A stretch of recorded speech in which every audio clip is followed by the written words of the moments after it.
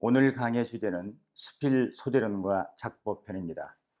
이 강의는 수필 오디세이 2호의 78쪽과 79쪽에 수록된 소재의 발견과 처리에 관한 것입니다. 첫 번째 이야기는 수필 소재의 본질과 특성에 관한 이야기입니다. 그러면 먼저 소재의 의미부터 알아보겠습니다. 일반적으로 소재는 이야기를 만드는 원재료를 뜻합니다. 그래서 원자재 또는 원료 또는 글감, 생소재 등으로 불리기도 합니다. 이런 소재가 중요한 것은 작품의 내용과 주제를 만드는 글감이라는 데 더 큰 의미가 있습니다. 그래서 학자들은 이런 소재를 제재라고도 부릅니다. 소재는 작가의 철학과 미학을 이끌어내는 기본 재료로도 불립니다. 그래서 소재란 수필 이야기의 줄거리를 비롯해서 주제와 내용을 만드는 가장 중요한 요소라고 할 수 있습니다. 그렇다면 소재가 작품에는 어떻게 나타날까?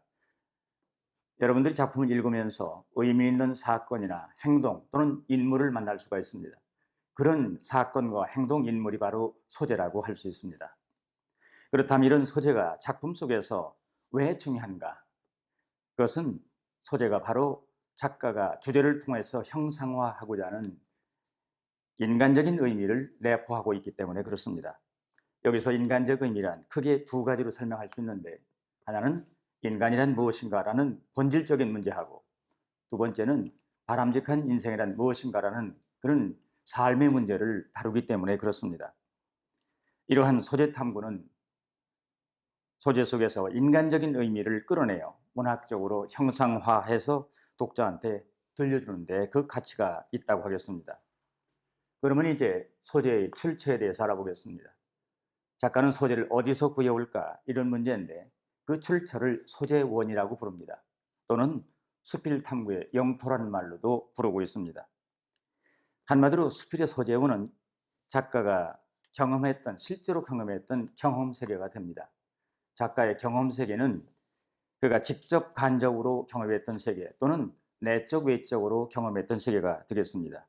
여기서 중요한 것은 수필은 어떠한 경우에도 실제로 작가가 경험했던 세계에서 소재를 가져와야 된다는 사실입니다. 그래서 수필 탐구의 영토는 허구문학과 달리 작가의 삶 속에 실제로 존재했던 사실 세계가 되겠습니다. 이것을 허구문학의 영토와 비교해 보면 허구문학은 상상력으로 꾸며내는 개연적인 가공의 세계라고 할 수 있습니다. 따라서 수필은 넌픽션으로 꾸며내지 않은 이야기로, 소설은 픽션으로 꾸며낸 이야기로 부르는 소리가 여기에 있습니다. 그러면 작가가 선택한 소재가 모두 가치가 있는 것일까? 꼭 그렇지는 않습니다. 그래서 수필 소재의 성립 조건이라는 말로 설명할 수가 있습니다. 글감으로 성립하기 위해서는 한두 가지 전제 조건을 충족시켜야 합니다. 첫째는 소재와 작중 인물이 어떤 의미 있는 관련성을 맺고 있어야 합니다. 이것을 상관성 또는 상관관계라는 말로 이야기할 수 있습니다. 이러한 상관성은 소재와 작중 인물이 형태적으로나 의미적으로 유사한 관계를 갖고 있을 때 상관성을 갖고 있다고 얘기할 수 있습니다. 예를 들면 열리목을 통해서 얘기할 수 있는데, 열리목은 두 나무가 합쳐져서 하나의 나무처럼 성장하고 자라는 그런 형태를 열리목이라고 합니다. 형태적으로 두 나무가 합쳐서 하나의 나무처럼 자라기 때문에 작가는 이 나무를 보면서 다정한 부부관계를 연상합니다. 이런 것이 형태상의 유사성이라고 할 수 있습니다. 의미상의 유사성은 집 앞에 있는 거대한 바위가 수천 년 동안 그 자리에서 움직이지 않고 비바람을 맞고 있는 모습을 보면서 마치 성자적인 의미를 떠올릴 수가 있습니다. 바위를 통해서 성자의 의미를 떠올리는 것, 이것이 바로 의미상의 유사성이라고 할 수 있습니다. 이렇게 작가가 선택한 소재가 성립하기 위해서는 소재와 주제가 밀접한 상관관계를 갖고 있어야 합니다. 이것을 비유적인 관점에서나 상징적인 관점에서 모두 중요한 상관관계를 갖고 있을 때 소재로서의 선택 가능성이 있다, 이런 말씀을 드릴 수 있습니다. 그러면 끝으로 좋은 소재의 요건과 선별법에 대한 말씀을 한두 가지 드리겠습니다. 일반적으로 좋은 소재가 되기 위한 요건으로는 노댓 가지를 듭니다. 가령 참신성, 흥미성, 의미성, 풍부성을 드는데, 소재는 다른 작가가 쓰지 않은 새로운 것이 좋다는 뜻입니다. 그리고 가급적이면 재미있는 소재를 골라라. 그리고 의미심장한 인생의 의미를 갖고 있는 그런 소재가 좋다.